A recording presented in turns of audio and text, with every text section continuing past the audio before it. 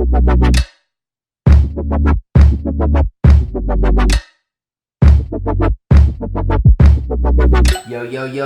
what's going on, y'all? It's your boy Kenny Clutch on another episode of the Clutchvision podcast. Do me a favor before we get started, go ahead and like, subscribe, comment below. After this video is done, go ahead and share it with your friends, share it with your family, share it anywhere on all social media platforms. Follow me on Instagram at KennyClutch_, on Facebook, Kenny Clutch Speaks. And yes, we have a very, very, very special guest in our house today. We have my wife, the wonderful Miss Josilyne Thomas. What's going on, babe? Hi, babe. How you doing? How you doing? How you doing? I'm doing good. I'm awesome. All right. So check it out. The reason for this particular podcast is because my wife is now officially an author. She's an author of this brand new book that just released, which is called Pages of Hope.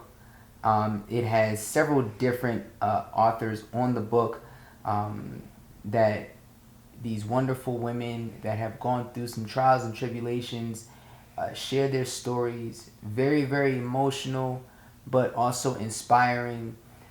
Sometimes, we go through things and we don't know why. And oftentimes the reason why we go through these things is to ultimately tell our story. And many people are afraid to tell their story. So hopefully this encourages other women and other men as well too to tell their story. And we're going to jump right into it. My wife's section of the book is called Purpose Pain. So babe, why is it called Purpose Pain? I titled it Purpose Pain because I feel that the things that we go through in life are for a purpose. Mm-hmm. And in the time that we're going through it, it may be painful, it may hurt, it may be, feelings of one of the worst things. And at that time, we may want out. And we may question, like, why am I going through this? Why me, But I do feel that for everyone, there's a reason why we go through the things that we go through.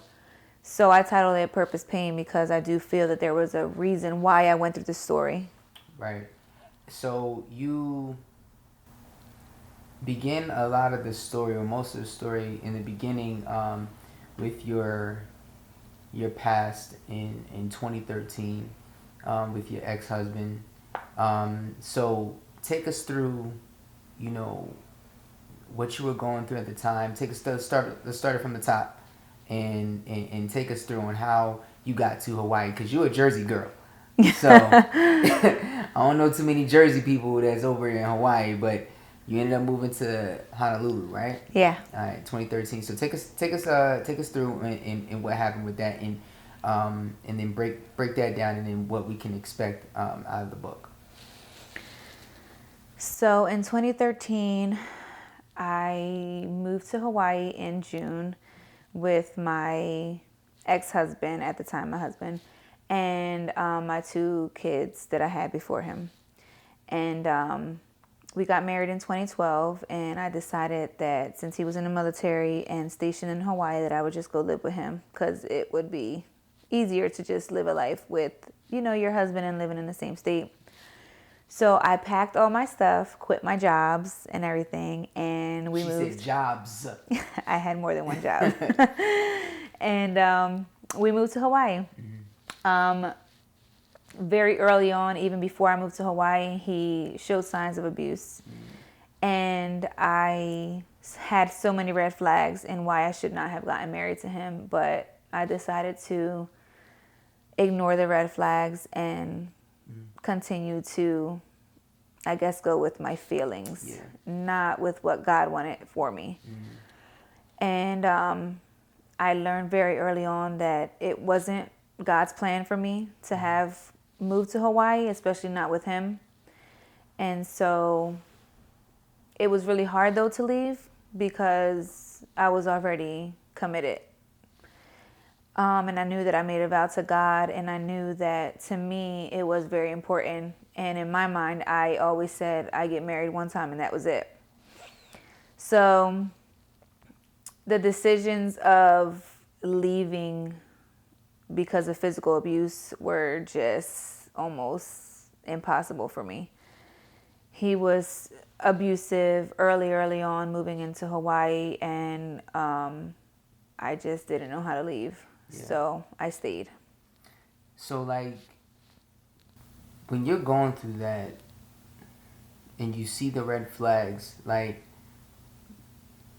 for the woman that's going through that right now, you know, what do you say to that girl that's in that position that you were in, knowing that you see the red flags, and you don't have, like, I don't want to say you don't have the guts, but it's just like you don't know how to leave. Like, what do you say to that young female right now?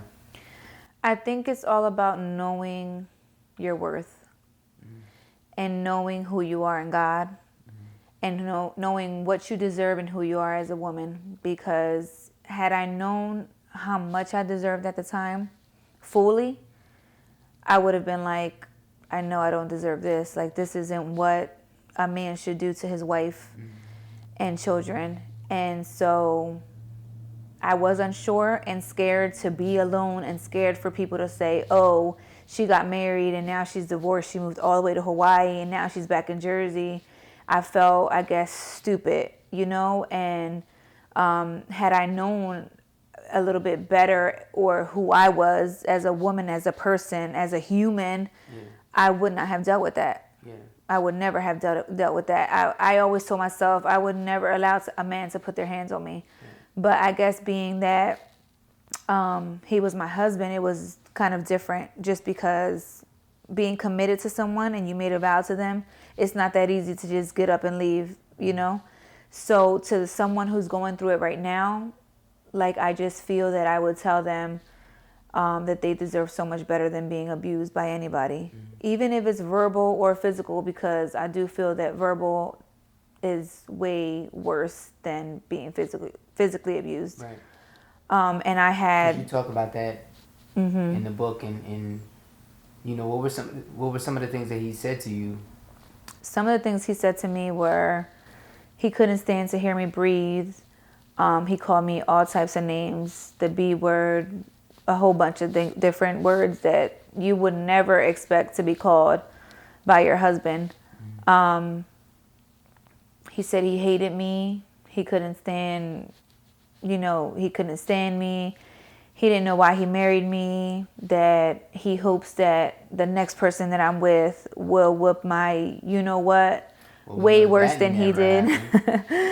Way worse than I, said that he did, because he was kind of like in denial that he ever did that. It was always like, are you crazy? I would never put my hands on you. Like, he's such a bad manipulator, So, yeah, it was really tough. Yeah. I feel like, men that... There's two things to what I'm about to say. Number one, I feel that men that are doing that to women, one, that's a sucker move, period. You know what I'm saying? There ain't no real way to, like, slice that, and I'm looking directly into the camera or whatever, straight up and down. Like, that's a sucker move, straight up. For you to put your hands on a woman knowing that you are genetically more powerful, strength-wise, you know what I'm saying, like, than a woman, it's a sucker move. Ain't no real way to put it. But I will say this. I feel that men that do that, somewhere along the way, they have never had real love, whether it be from their father or their mother.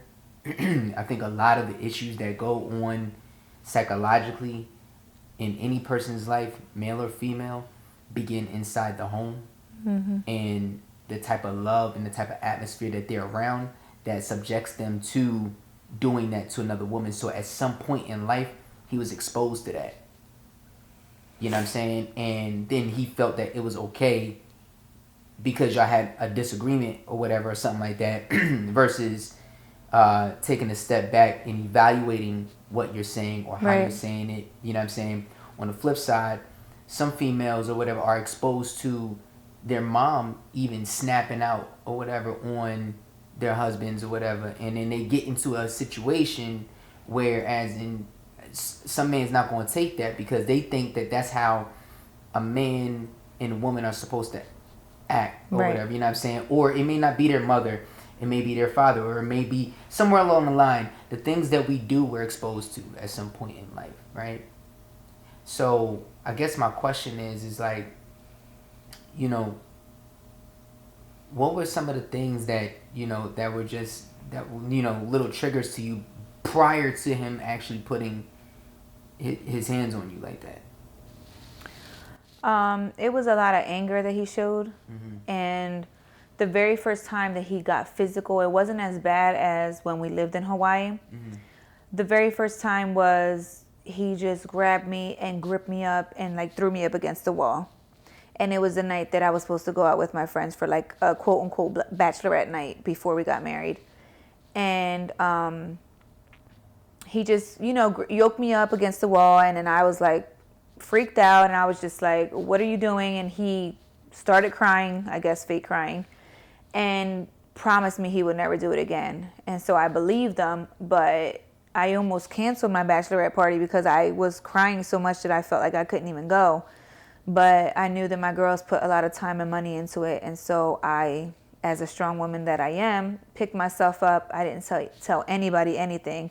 I wiped my face off. I put, you know, fixed my makeup, and I walked out of the door, acted like nothing ever happened. So, that's the crazy part there to me, because we could be walking in the street anywhere in the world, and people are just smiling, happy, but are broken inside.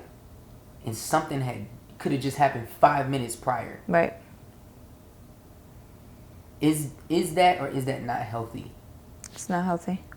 What do you say to that person? Because here right now we got somebody that's going through it, that's being abused, that's being raped, you know what I'm saying, that's being sexually assaulted, or whatever the case may be. And a lot of them are afraid, they're in fear of that person that may do something even far worse. Is it right for them to just go ahead and like, and get the help that they need right away, right? Right. I just feel that the more and more that it piles up, the harder it is to escape it in your mind.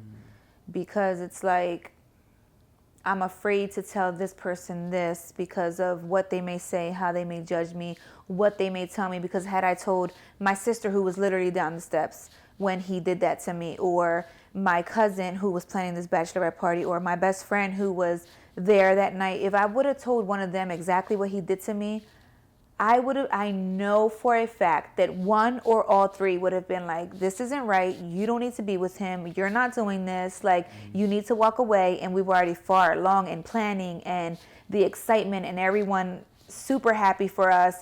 How do you go telling everybody, oh, we're canceling this because, you know, this happened? Right. So I chose to suck it up, eat it up, not say anything, keep quiet, when I should have spoke up, and I would have definitely, you know, saved myself a lot of hurt, pain, heartache, a lot of things that I had to deal with and still sometimes deal with, you know.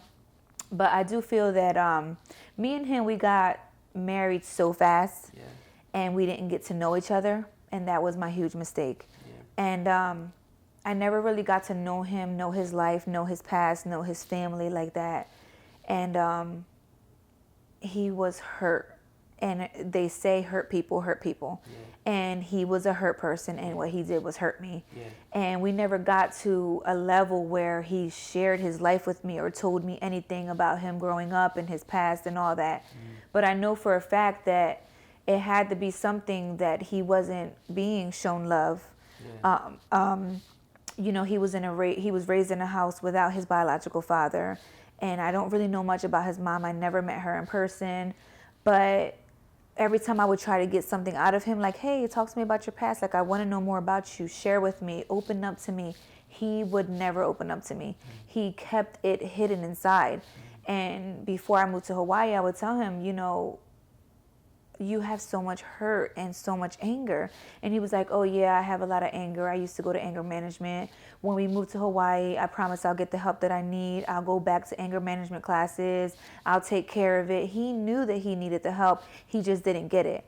And if you know you need the help and you don't get it, then that's an issue, because you're not resolving the issues that's going on inside, and it's just not going to go away. Yeah, you're at that point when you know you're got masking a problem, it. You're not only are you masking it, you're being selfish. Yeah. You know what I'm saying? You're being selfish too, and stubborn at the same time too, because you know you got a problem and you don't want to go, heal up the way that you're supposed to.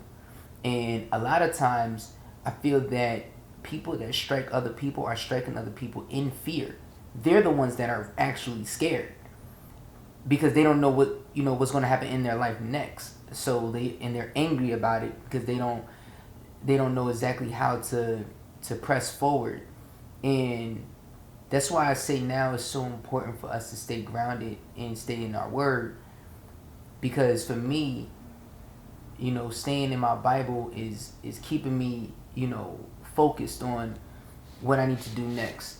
You know what I'm saying, for my family, what I need to do next to serve the people in this world, and then especially going into with Christian and stuff like that, which we'll get into. But it's just like, it just goes to show how important it is for us to stay grounded and stay looking to God for everything that we need.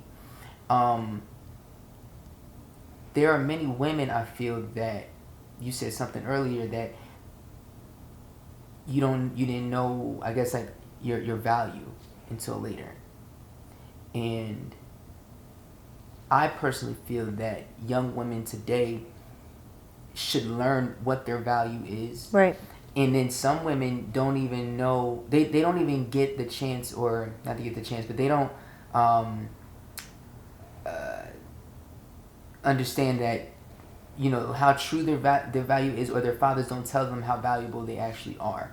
And so how important is that for a woman to be told that they're valuable when they don't even know, especially if you're young, because you already know, if you're young, you're thinking you're innocent. You know what I'm saying? You don't actually know what true value is. And it's like we tell Nana all the time, like our daughter, how valuable she is so that she stays on the right track.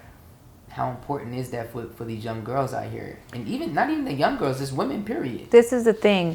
I'm 34 years old now, and I'm really, really still learning what it is to know who I am in God. Mostly in God, because our worth comes from God. But I feel that, if you don't know your worth, you're going to turn to other things that make you feel good only but for a moment. Right. But it makes you feel good only for a moment, but then you feel empty. You feel that void again. Mm-hmm. So until you fill it with someone who's always going to be there, which is God, it's going to come, and then you're going to empty again. But if you fill yourself with God, you're going to keep on filling yourself with God, and you're going to overflow. Yeah. Where if you turn to drugs, sex, money, being on social media, on Instagram, and you are waiting for all these people to say how beautiful you are and how, your body is this and your body is that, and what kind of car you drive and this, that, and the third. You're turning to all these different things, but for a moment. Yeah. And until you really truly find your real worth in God, you're going to continue to be empty and feel empty. I just started writing maybe a few months ago in my journal all the I ams, and I've been reading Ephesians and literally going through each Bible verse, writing everything that God says about me and what He's called me to be, who He looks at me as. And I'm writing in my journal, I am this, I am that, I am this, I am that. And I'm still learning who God says that I am. And had I known who God said that I am, I would have save myself from a lot of hurt Right. and pain. Right. You know. But we, I totally agree. I think we all go through these things for a reason, but it's as long as you get it, as Right. long as you get it, you know what I'm saying? Like, it's a lot of us. We're all different, and it all takes time. We all have different paths and ways of life. There are some girls that are 7 years old that know their worth Right. automatically off the bat. That's their gift. They know from the. I know that there's this one girl. Ah man, I forget her name, but I went to church with her when I was young, and she's now a deacon at the church that my ancestors had built like hundreds of years ago, Israel Memorial AME Church. And there's this one girl, and she, from YPD, all of that, like she knew her worth from and people probably used to talk about her or whatever all the time, but it was just that she knew exactly what she was going to be at the age of like 11. Like, and you seen it consistently all the time. So I think that a lot of women, they get to a point where they're consistent for a moment and then they fall off. They're consistent for a moment, then they fall off. But I want to switch gears a little bit, and I want to go into the book a little bit more. So you talked about how it got to the point where, so you're pregnant with Javion, right? And then he did the unthinkable, and you actually had to end up going to the hospital, and that's when they kind of found out. This is right before you came back to Jersey. So take us through on what happened leading up to that, and how they found out that that you were being abused. I hid it for a really long time. My family in Jersey didn't even know until I moved back to Jersey. I went to the hospital one day because after like a huge fight, he never came home after work. And I didn't know where he was. And so I was worrying and I was stressed out. And then I called him and I was like, hey, where are you? It's so whatever time at night. And it was super late. And I was like, you're not coming home? And then he put his auntie on the phone and she's like, no, he's not coming home. And it was just this big thing with him. And that's when I knew, oh, wait, he's not coming home. Like, he's not at work. He's really just not coming home. And so I freaked out because I was just like, what am I going to do? Like, and he's so stubborn. Like, I knew if he wasn't coming home, I know no matter what I said, he wasn't coming home. So I stressed and I cried for a really long time that night, up to the point where I started feeling pain. And so I took the kids to one of my friends that I met out there, and I went to the hospital. And I told them that I was feeling all this pain, and they were checking me out and thought that I was going into preterm labor. So they started doing tests, and they found out that I was not going into preterm labor, but I guess she saw that I was frantic, and she saw like bruises on my arm, and she questioned me about it. And when she questioned me, I just broke down crying, and she had to call the domestic violence, people, and there was nothing I could do. Like, she saw it all over me that I couldn't control myself when she asked, hey, what happened to your arm? Like, are you being abused? And it just went from there. Wow. And in your mind, did you know it was over then? Or not yet? Not quite yet. I was scared and I was like, oh my God, he's going to lose his mind. But I still had some type of hope, I guess. He's going to lose his mind because of his career. His career. Yeah. So he valued his career more than me. Valued you. Absolutely. I think that's a problem. And he told me that. He was like, I worked so hard for my career and getting to where I'm at now that if I lose everything, I have to divorce you, is what he told me. And I said, so you love your job more than your wife? He was like, I guess. Like, you're not coming in between me and my job. That's what he told me. Wow. And you know what? That's some more sucker moves right there, yo. Straight up. Because you're putting money over your family. Like, I just don't get that. I don't get how a man can actually sit there and say, like, yeah, I'm not losing my career over my wife and kids. You know what I'm saying? Like, bro, at the end of the day, at some point in time, your career is going to be over. Yeah. God willing, your wife and your kids will still be here. I think that men need to start getting their priorities in check. And for the men that need to hear this, listen, yo, this is not a bash on you. This is not like a, yo, why are they talking about the men? This is not that. I'm talking to men that have this actual problem. Right. To the men that are doing what they're supposed to do, keep grinding, and I salute you. You know what I'm saying? You know exactly who you are. Keep going. The reason why I'm coming at the other men that are in this position, in this problem right now, is because y'all gotta understand that you are royalty and you are a king. In this world, you are a king amongst other kings. Although we have the King of Kings above us, you have to know your value as well too. And you gotta set the standard. We gotta have our priorities in order. Listen, yo, you wouldn't have a career if it wasn't for God. You wouldn't have a family if it wasn't for God. Absolutely. A lot of times we sit here and we praise the what was created instead of praising the creator. I said we praise the created instead of the creator. Somebody created a job for you. Somebody created this family for you. Somebody created you specifically, and you're specifically designed to do, your job and your mission here on earth. And if you value, money over your family, like you're pretty much, you're out of order. Right. You're out of order. So we got to get that right.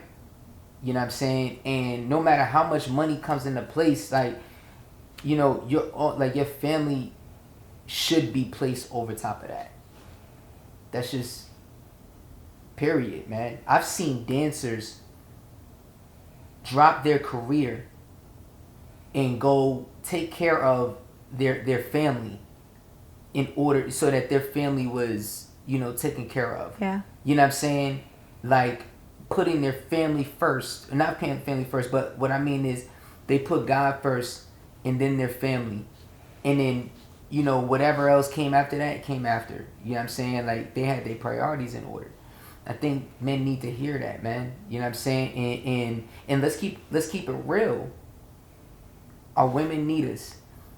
So for you, babe, like at that time, I'm pretty sure you felt, like insecure, like you were unloved. Yeah. How many women actually go through that? Like, and you what do you guys do? Like, what is going on in your mind every single day at this point now? Like after those first couple times that you're being abused, like what's going on in your mind? It was so much going on in my mind, like just being the fact that I was super far away from home with my 2 kids, and really we had no one out there. Thankfully, God brought these 2 amazing women in my life who I met out there, and we became so close. And I'm still really close friends with one of them, and they were there for me, but without them, I don't know what I would have done. But in my mind, there was so much going on where, I didn't even really tell my parents everything because I know that they would have forced me to come home. And your mom don't play that. Right. The little bit that I told them, like let me tell you something about her moms, yo. Woo! The thing is, I didn't even tell them until like I knew for a fact we were done. Yeah. Like it was everything started in June. Did you feel prideful? Because you didn't want to tell them? Not prideful. I felt more, I guess, embarrassed than ashamed. Mm-hmm. Not prideful. But this all happened in June. I didn't tell them till like November, December when I knew like this was done. And I didn't come back home till February. Yeah. And they were trying to get funds together, trying to get me home, trying to get my family to come to Hawaii to, be with me and make sure everything was okay. But still at this point, they had not known that I was being physically abused. Back like in this November, December, I had just called my dad when I knew that it was like done. Mm-hmm. And I told my dad, I'm like, hey, Pop, like, can you please talk to him and see if you can get him to kind of like try to work things out with me, because he's saying he wants to be done. And this was at the point where I was just like, I know that he was just like done. Wow. Hold that thought right there. Everybody, check this out. We're going to continue this on part number 2. We're going to pay some bills real quick, and we're going to continue this on part 2 on the Kenny Clutch podcast. the Clutchvision podcast. Yes, yes.